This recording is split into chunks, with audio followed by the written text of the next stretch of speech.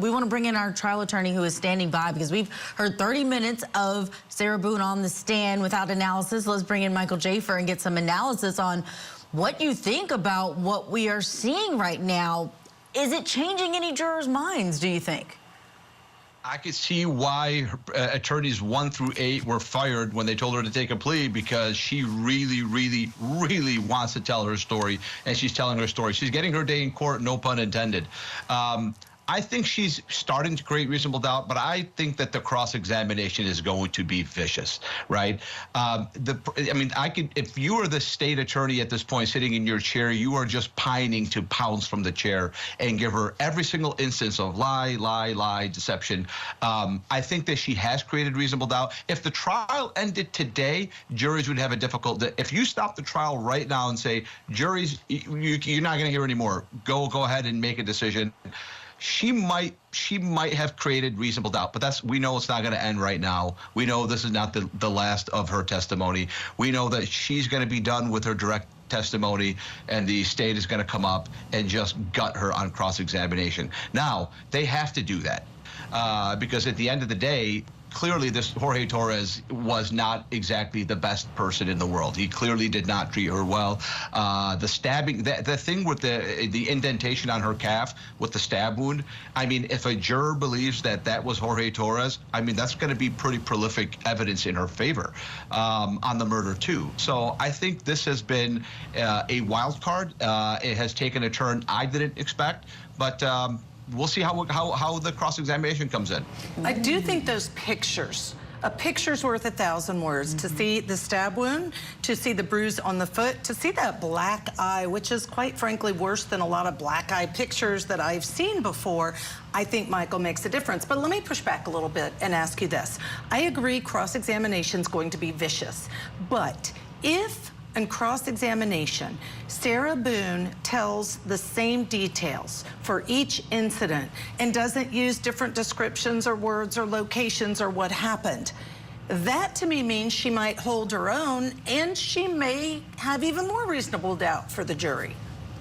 I think her credibility is going to be exposed on cross-examination because of her lies. You know, it's not just the story; it's the lie the cover-up and the lie that hurts you. I think in the juror's mind. And look, Judge Ashley, before I came onto this broadcast, I tried to find out whether or not in voir dire, Mr. Owens asked voir dire jurors whether or not they're claustrophobic, and I'll tell you why that matters.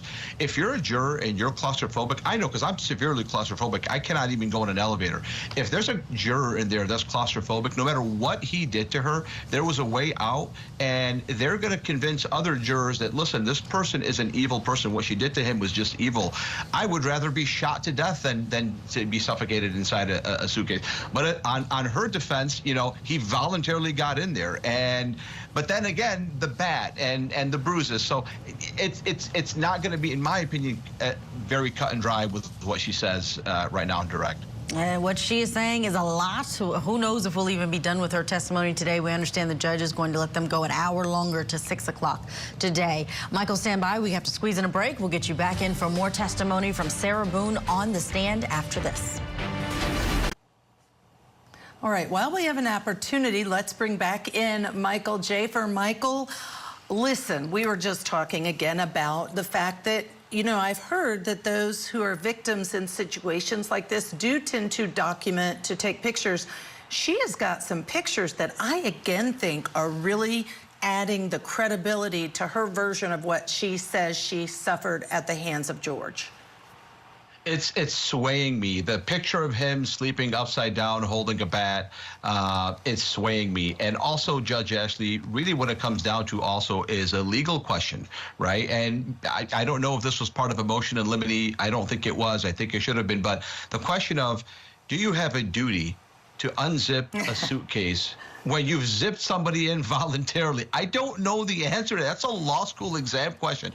If the answer to that is you do not have that duty as a civilian, you know, it also cuts in her favor. But again, Credibility is going to be an issue for her when it comes back, when the cross-examination starts tomorrow. But at the end of the day, it is swaying me, the overwhelming amount of, I mean, this guy was a monster. He was like the Tasmanian devil, just running around her life and just wrecking everything, breaking all the locks, even the one to her son's bedroom. And also, most people don't know, like, it's not easy for a woman to just leave that situation, especially when she has a child and her ex-husband lives down the hall, basically down the street. So it is swaying me a little bit. But I want to see what the cross-examination yields. And I had to laugh because Julie and I were talking about that very same question, duty to retreat or not. Absolutely. And she doesn't really have one, Michael. Is that accurate? She's inside of her home. She's claiming battered woman. That's one of the defenses where you don't have the same duty to retreat that you would have if this was a bar fight. Yeah, but she took the overact. If it's determined that she had a duty to unzip the suitcase, then she took the overt act to kill somebody negligently. This thing screams involuntary manslaughter. It screams it. I know at the beginning, before the trial is over, they're going to offer her for reduced charge, and she's going to say no, and the jury's going to have to go back and decide murder to or nothing. So it's going to be tough. But she doesn't have a duty to retreat. But does she have a duty to undo the overt act of murdering him, right? Because if you believe that zipping him in the suitcase and then not unzipping him after he asked you to unzip him, do you have a crystal ball to know that he's going to kill you after? This case is so complicated from a legal standpoint, and it has been, obviously, we've gotten the distraction of her 8 prior attorneys and all of that, but at the end of the day, it really comes down to that question. Did she have a duty to unzip the suitcase? If she did have that duty, she took the overt act to kill him. If she did not have that duty, then she did not have that duty. All right. Thank you to Michael Jaafar for joining us this hour. Coming up, we have more testimony in the Suitcase Murder Trial, more Sarah Boone on the stand. Don't go anywhere. This is Court TV, your front row seat to justice.